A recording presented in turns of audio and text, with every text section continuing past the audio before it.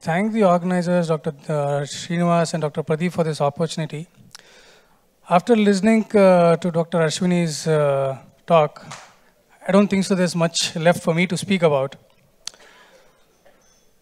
Well, every moment we tend to put into use one or the other sensory modality.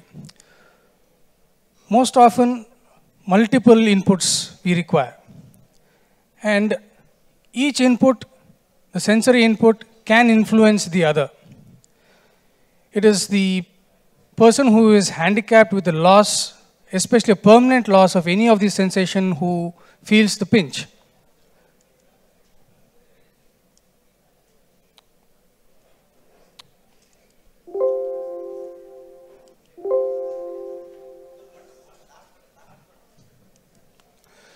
Well, with these sensory inputs, either can lead to a thought process and a memory. Like, for example, we visualize a portrait or a landscape. It can lead to a memory. We have an image of it in our memory. Or it can lead to a motor response, an effector response. For example, on the road, you're driving, you look at a signal, you stop your vehicle, or we proceed, depending on the visual cues. Now, looking at the visual input, how do we perceive the image? We see through the eyes, that is the retina, is the peripheral sensory organ, or the peripheral sensory receptor. Then, action potentials are generated and it's transmitted as electrical impulses through the afferent limb, that is the optic nerve and the higher order neurons, into the visual cortex. It is the neural integrator which is important here. And then either we have a memory, as discussed earlier, or we have a response. What happens if there is a loss of vision? Depending on the cause, either it can be reversible, that is, any pathology in the cornea or in the lens, either we do a keratoplasty or a cataract surgery, the vision is back to normal. But what happens if a receptor is lost, which is a permanent loss? As of today, there is no way we can replace a receptor like a retina. But the afferent limb, even if it is intact or even that is affected, like in vestibular, like in optic neuritis, the integrator is still intact. It is the integrator which is intact, forms the backbone of a sensory substitution in general. So here, in a sensory substitution, another sensory modality is utilized as a substitute for the primary sensory modality. Input from these can reach to many other brain centers. Need not be the primary cortical center which is representing the primary sensory modality for which we are looking at a substitution. And all of these is possible basically because of brain plasticity. So the common examples of substitution, the most primitive and the most commonest example is reading. Well, most of us may not really know that reading can be considered as an example of a substitution. What happens while reading? We read, the visual cues is heard as an unheard sound of what we are reading. So that is considered as one of the primitive examples.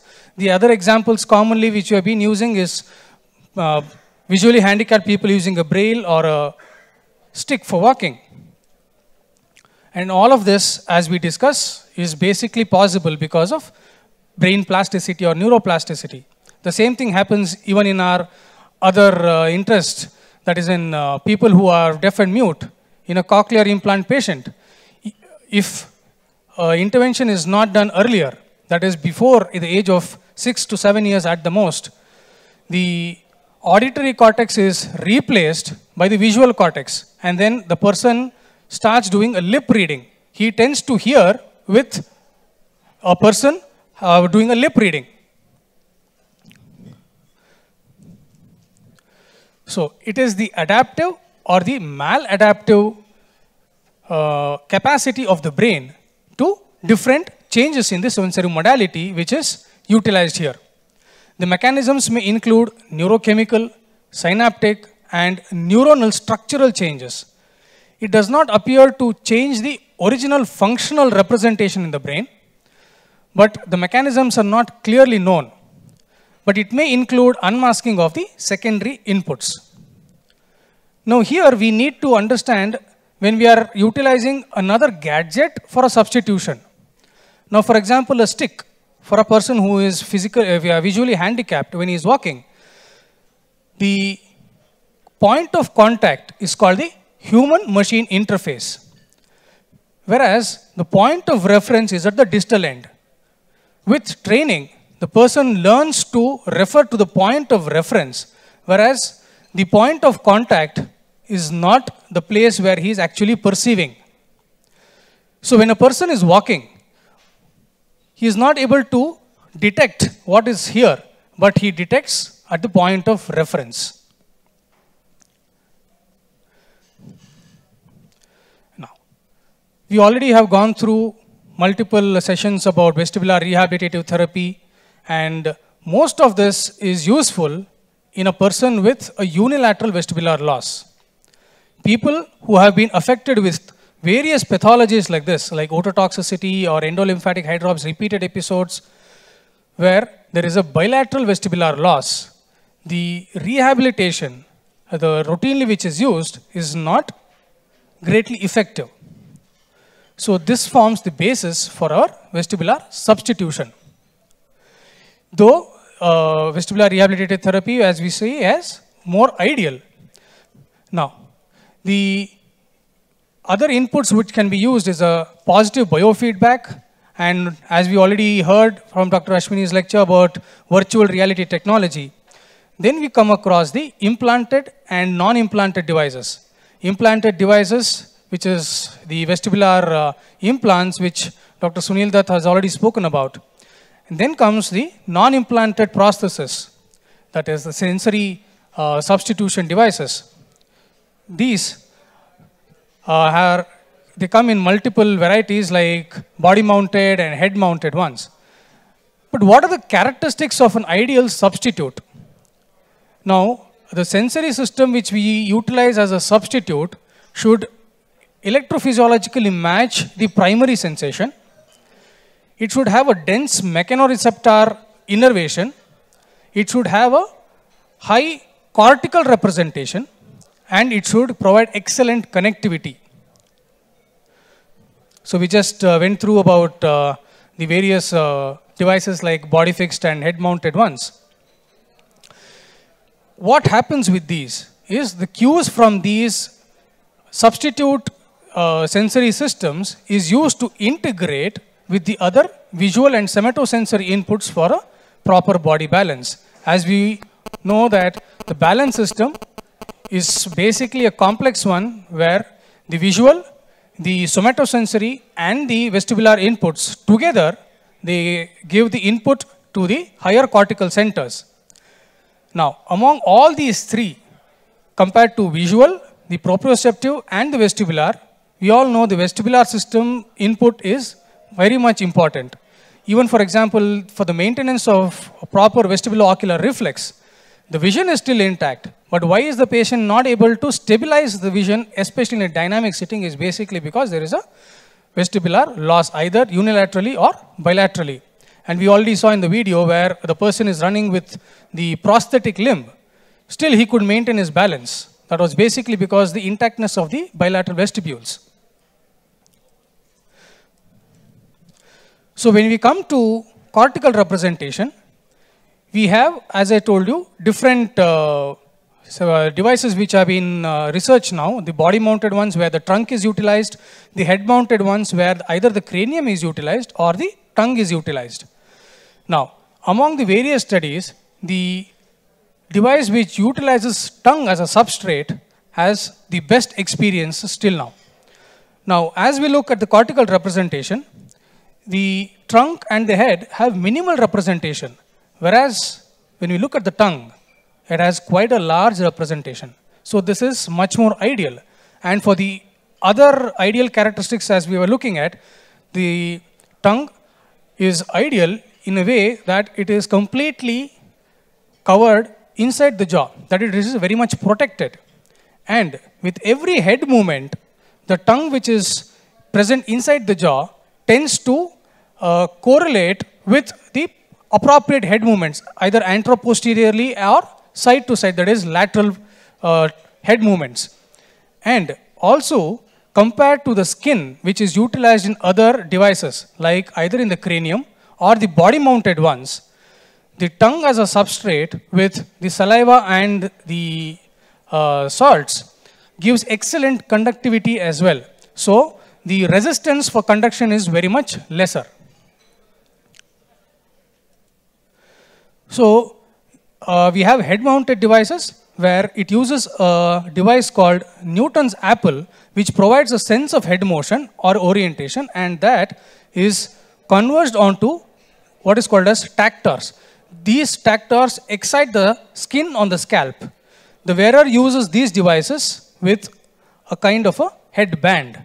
And these sensors, which transmit the signals onto the skin of the scalp, the person is trained to use these cues to maintain body's balance. Then we have the brain port device. Now this is the latest one which is available, though, which is using the tongue as a substrate. Now here, it has two major components, an intraoral component and the controller.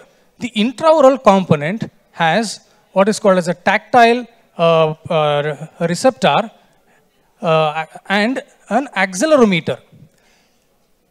The intraoral device and the controller are connected by a tether. Now, when there is a movement, the electrotactile stimulation is perceived on the opposite side of the tongue, that is the top surface. The superior surface of the device is not in contact with the tongue. It is that position where the movement is detected, and the accelerometer sends the signals into the controller. Here, the controller with the software generates signals which is transmitted onto the tongue surface, the dorsum of the tongue. Now, we can see here with every head movement, there is a particular part of the tongue which is stimulated. Now, with training, people are trained to utilize these cues for maintaining of balance.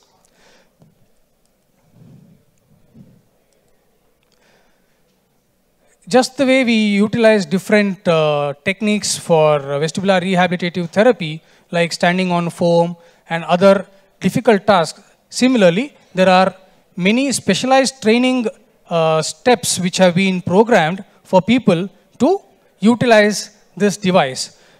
The device which has been introduced by YCAB, they have demonstrated short-term improvement. That is, with the initial results have shown that even without continuous usage, that is with short-term training, even without the device being worn by the patients can still maintain their balance for quite a long time. So, with repeated training sessions for 20 minutes or so, the patients could maintain their balance even for 24 hours without the device being present.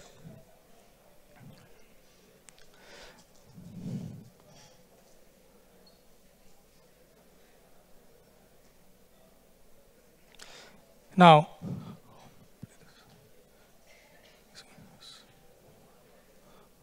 how do you play this? How do you play? So you look down at the phone, you're looking at that blue dot on the map, and you're starting to walk to see if it's moving in the... I received this video from one of my friends recently, and I replied with a wow, with an exclamation. And my friend replied back saying, you and another friend were the ones who gave an exclamatory mark. The others, they told that this is same direction. History. If it's not, you're turning around. They've all been there. So we asked ourselves, well, what if the camera can help us here? You open the camera.